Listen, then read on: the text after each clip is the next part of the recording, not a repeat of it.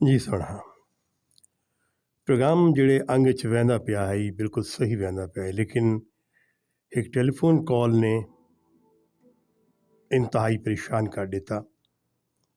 ये telephone call मेरी एक बेटी दी है जै आखे कि प्लीज़ मेरा ना ऑन एयर ना गिदा वञे लेकिन मेरे को इंसाफ दिवाया वञे। मस्त FM 103 बहार हुसैन अते आप असां यकीनन जिथा देखसो कि जुल्म है ना इंसाफ़ी है अपनी आवाज़ को बुलंद करे सो। मेरी बेटी ने मेरे को ये दसाया कि मेरी बहन की शादी ये दसींदी पई कि इन्हां दी बहन की शादी कल है पई। ई तो पहले इन्हां दे कोल एक रिश्ता आया है जिहड़ा इलाके दा इंतहाई बदमाश है पिया तो उन्हें ये आखा कि मेरे को हर सूरत रुखसाना दा रिश्ता चाहिए लेकिन असां आख्या कि असां शरीफ लोग हैं असां रिश्ता नहीं दे सकते। मेरे बाबा साईं एक टाली तले फट्टा लैंदन लोगां दी हयामत बनेंदन वाल कटेंदन शेप बनेंदन। दूजे लफ्ज़ें च मेरे बाबा साईं बारबर हिन पे हजाम हिन पे वो बदमाश हन पे असा उन्हां दा कहीं सूरत मुकाबला ना कर सकते हासे। असा हथ जोड़ के इल्तिजा की थी कि असा को माफ़ करो असा ही काबिल कह नहीं। उन्होंने असा को धमकी दी थी कि ये सोच गिनो कि शादी थी सी तो वो बिल्कुल कालू खां दे नाल थी सी वगरना ये शादी कहीं सूरत थी ही नहीं सकती। बाबा सिंह डर के मैं डर गई मेरा छोटा भेरा डर गया। लोग भी इो आके आख्या कि तुसा कालू खां नाल मत्था ना लाओ अपनी धी को रुखसाना को कालू खां को दे छोड़ो दुश्मनी मुका दो। असां इलाके दे वडेरे कोल गयो से कि सारी कोई सुनी वञे सारी फरियाद सुनी वञे। इलाके दे वडेरे ने इहो आख्या कि देखो असां वोट गिनने आउंदन उनके कोल ढेर सारे वोट हिन पे वो जिथा हथ रख देवे जेड़े घर को आख देवे कि मैं को वोट चाहिए हर सूरत सा को वोट मिलना ही मिलना है। मैं तुहाडी खातिर जंग नहीं कर सकता नहीं लड़ सकता ना ही तुसा उन नाल लड़ सकदे वे।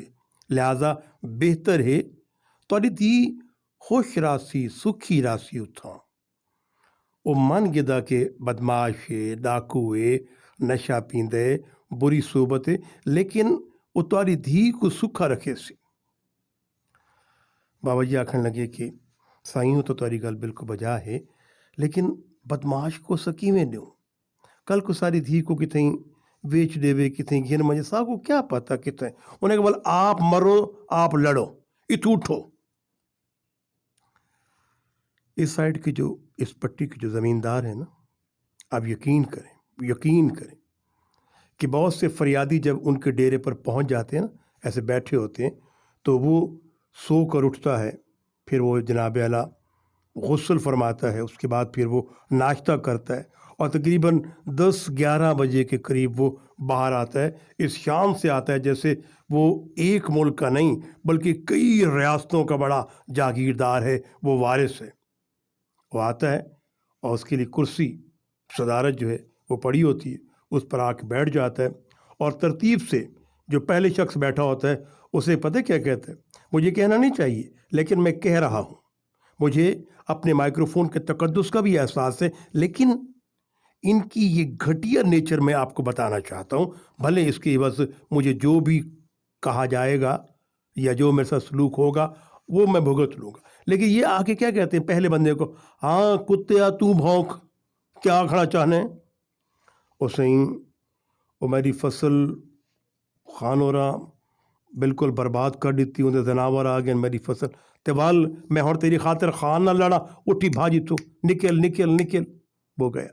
अब दूसरी की बारी आई हाँ कुत्ते तू भौंक तू क्या आद है।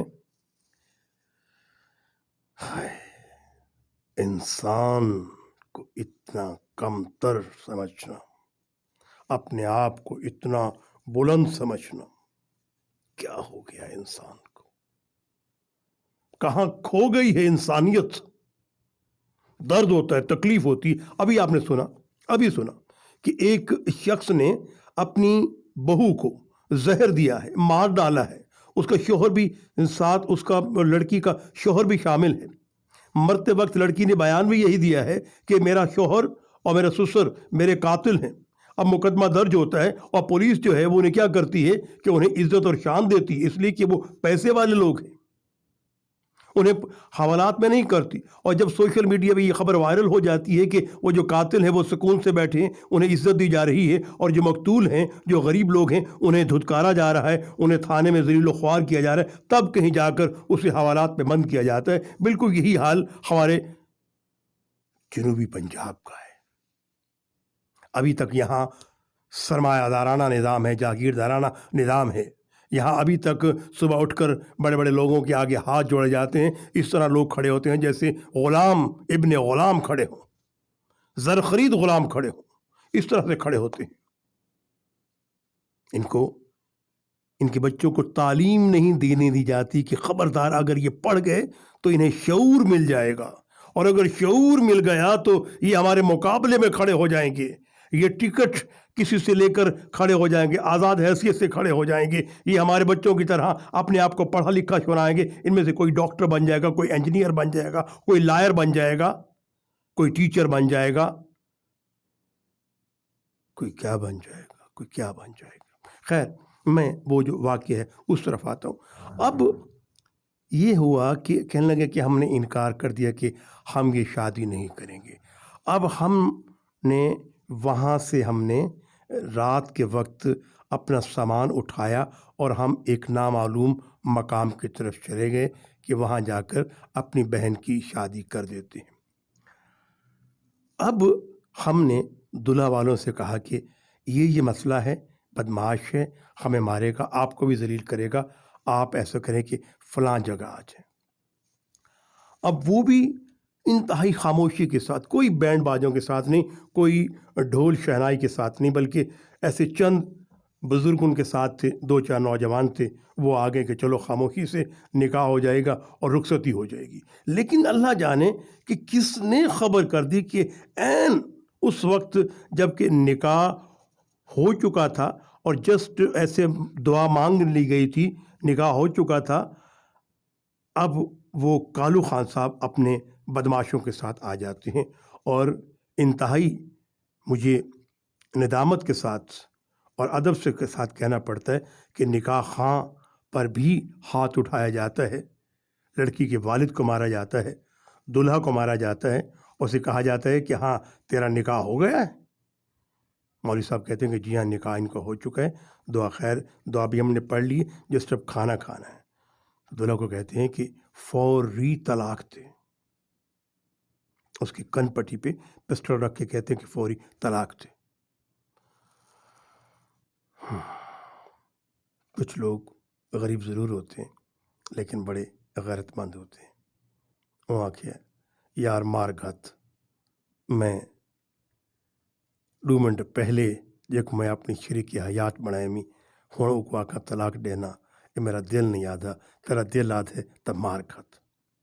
بڑا مارا، ٹھوکروں سے مارا، پاؤں سے مارا، ہاتھ سے مارا، بندوقوں کے بٹ مارے، لیکن اس کے اندر، نوجوان کے اندر کوئی ایسا جذبہ تھا، انہوں نے کہا مار گھت، میں طلاق نہ دیساں، مر ویساں، رخسانہ میری بیوی ہے اتی میری بیوی راسی۔ انہوں نے اتنا مارا کہ آخر کار دلہا بے ہوش ہو کے گر پڑا۔ جو بزرگ آتے تھے، کچھ ایسے تھے ڈرپوک بھی تھے، وہ بھاگ گئے کہ کہیں ہمیں گولی وولی نہ لگ جائے۔ کسی نے 15 پہ کال نہیں کی۔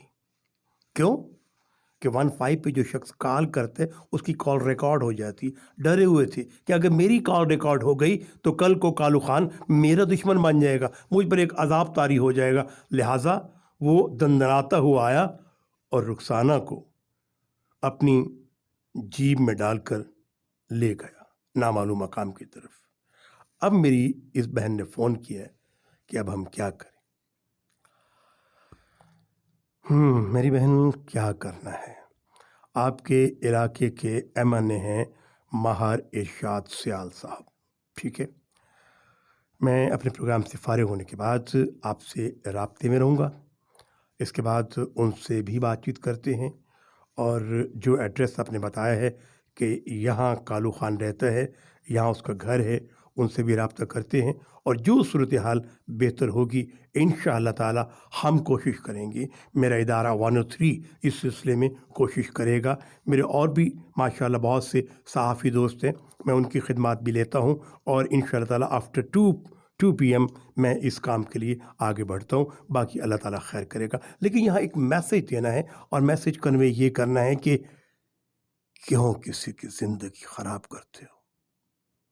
کالو خان، مانا تمہارے پاس طاقت ہے، تمہارے پاس دولت ہے، تمہارے تعلقات ہیں، تمہارا اثر رسوخ ہے، علاقے کے بڑے بڑے نواب، بڑے بڑے جاگیردار، سرمایہ دار، کاروباری حضرات تم سے ڈرتے ہیں، لیکن ایک باربر، ایک حجام جو سارا دن لوگوں کی بال کاٹ کے خدمت کر کے چند پیسے کماتا ہے، چھوٹی سی اس کی دنیا ہے، اس دنیا میں کتنا خوش تھا۔